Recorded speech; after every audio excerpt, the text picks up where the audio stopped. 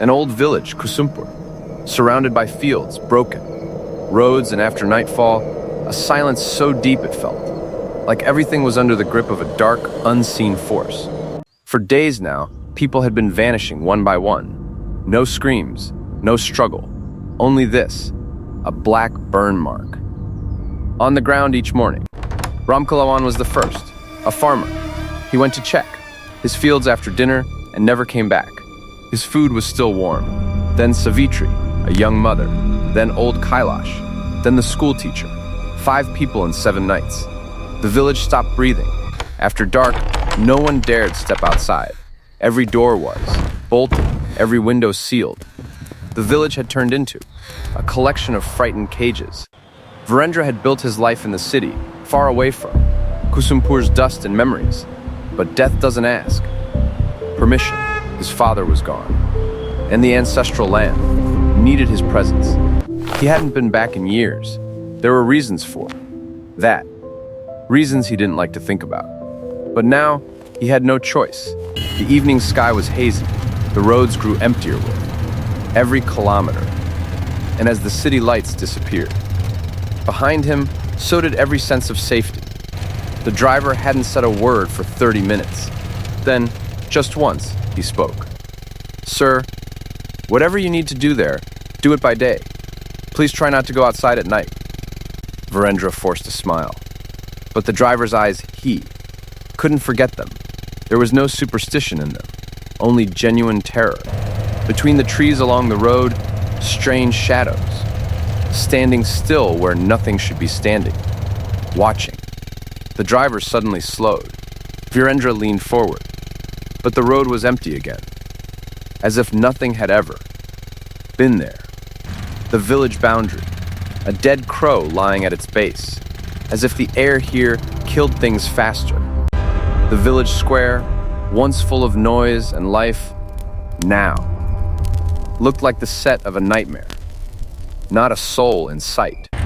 The auto driver didn't even wait. The moment Veerendra's feet touched the ground, he was gone, swallowed by fog. And there he stood, alone, in the middle of a village that felt less like home and more like a trap. He walked toward his family home. Every alley felt watched. Every shadow felt occupied. The silence was so complete, he could hear his own breathing. He didn't look back. Perhaps that was wise, because something was walking with him, just beyond the edge of the lamplight. His father's house, a place that should have felt like home, but instead felt like it was waiting for something. Inside, everything was exactly as he remembered, only older, only sadder. The house felt like it was, holding its breath. Then, a voice from the doorway. Manjari, his childhood friend. She looked nothing like the girl he remembered. She had aged beyond her years, whatever was happening in this village. It had been feeding on her too, slowly, quietly. Every night, Veerendra, every single night. We hear sounds, then silence. And in the morning, another person is just gone, like they were never here. That mark, it appeared 3 nights ago. In the room where your father slept. I don't go in that room anymore. The mark was real, a perfect circle of blackened earth. And in its center, a flower so white it seemed to glow. Untouched, alive, as if placed there deliberately. He tried to sleep. The exhaustion was real. But sleep, in Kusumpur that night, felt like an act of surrender. Then, sound, from inside the wall, scratching first, then tapping, then a voice, his name, spoken softly, as if someone stood an inch away from the other side. The shadow outside the window stood perfectly still, as if it knew he was watching, as if it wanted him to watch. Morning brought light, but no relief. The village moved, like a wounded animal, cautious, silent, waiting for the next blow. An old farmer, Ramu, grabbed his arm. His eyes, the eyes of a man who had seen something he couldn't unsee. Beta, leave. Right now. Your family's land carries death in its soil, everyone who stays near it. long enough, disappears. Before Veerendra could ask a single question, Ramu was gone. That night, Ramu would be gone too, permanently. He found the old priest near the village's broken gateway. The priest didn't look surprised to see him. That unsettled Veerendra more than anything else. This village is cursed. Not by chance, not by fate, by choice, your grandfather's choice. He tore down the Raksha Mandir, the guardian temple, for land, for money. The spirit inside, it was a protector. But when its home was destroyed, it became something else. There is only one way to end this. The lamp of the temple must be relit by a blood descendant of the one who destroyed it. Only then can the spirit choose peace or release. Blood descendant. He was the only one left. The responsibility, the guilt, was his by inheritance. He returned to the house to find 3 new black marks on the floor, leading deliberately toward his father's room. That evening, he found Manjari standing in the courtyard, still as stone, not blinking. He called her name twice. Nothing. Then, as if waking from a dream, she turned and smiled. I don't know. I don't remember standing there. Her fear was real, but so was Veerendra's, for different reasons. For just a moment, he saw it on her palm. The same mark, the same impossible black. She hid it before he could be certain, but he had seen. Night fell on Kusumpur the way a lid falls on a coffin. Final, complete, and somewhere in the dark, something stirred. Ramu's house. Door open, lamp knocked over. The man, who had warned him to leave, was now a black mark on the threshold. Veerendra Manjari was the first one it touched, 3 years ago. But instead of taking her, it entered. Her, slowly. It has been using her, wearing her, like a mask. His mind fought the truth. Manjari, the girl who used to chase fireflies with him, was gone, had been gone, for years.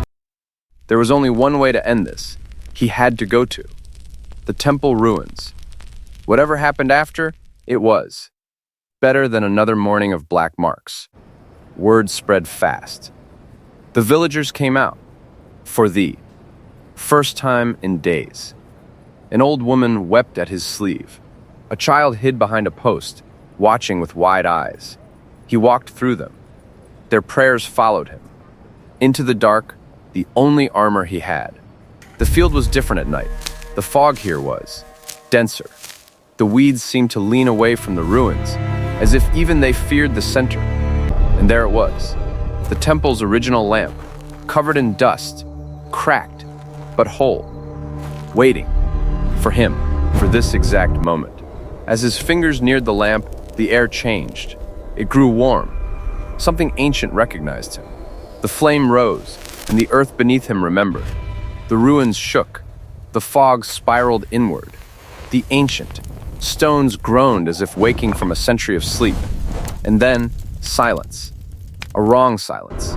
She came from the fog, moving the way no living person moves, fluid, effortless, as if gravity was a suggestion she had declined. This was not Manjari. This had not been Manjari for a very long time. His legs moved before his mind could. The thing wearing Manjari's face watched him, patient, amused. You came back, Veerendra. I waited for you. Your grandfather took my home, your father paid. And now, it is your turn to complete the debt. Manjari, if any part of you is still in there, fight it. You know me. We grew up in this dust together. You are stronger than this thing. You have always been stronger than me. For one moment, she was there. A flash of the girl. He knew, trapped behind those glowing eyes, screaming, without sound. Then the demon dragged her back, harder, angrier. It had felt the challenge, and it did not like being challenged. The smoke rose from the earth. It moved like fingers, deliberate, reaching. It wanted him. It had always wanted him. He was the key it had been waiting for. No, Let me go." He fought with everything he had. His fingers found the lamp, the warmth of it like a handhold on the edge of a cliff. The flame responded. It surged like a living thing. The demon recoiled as if burned by the light. In that frozen moment, Veerendra heard it. The true voice of the trapped spirit, not monstrous, exhausted, desperate. Freedom or peace? It seemed to ask. He didn't know what words to use. He said, "I'm sorry for what my grandfather did, for what this village suffered. You protected this place. Let this flame set you free." The flame pulsed 3 times like a heartbeat saying, "Goodbye." The smoke dissolved, and Veerendra fell. Morning came to the ruins. For the first time in months, birds sang over Kusumpur. The fog had thinned, but on the ground where Veerendra had knelt, the largest black mark yet, the shape of a man, gone completely. Manjari woke in the ruins alone, her palm clean. Whatever had lived inside her was gone, but so was Veerendra. She called his name. Only the wind answered.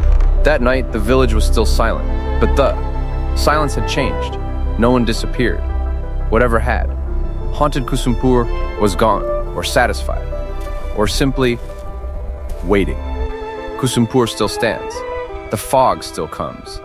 And Manjari stands at the village edge every night, watching them, ruins, waiting, as if she knows something no one else does, as if she is keeping a promise she never made, to something that still listens. The story of Kusumpur is not over. It has only changed its shape.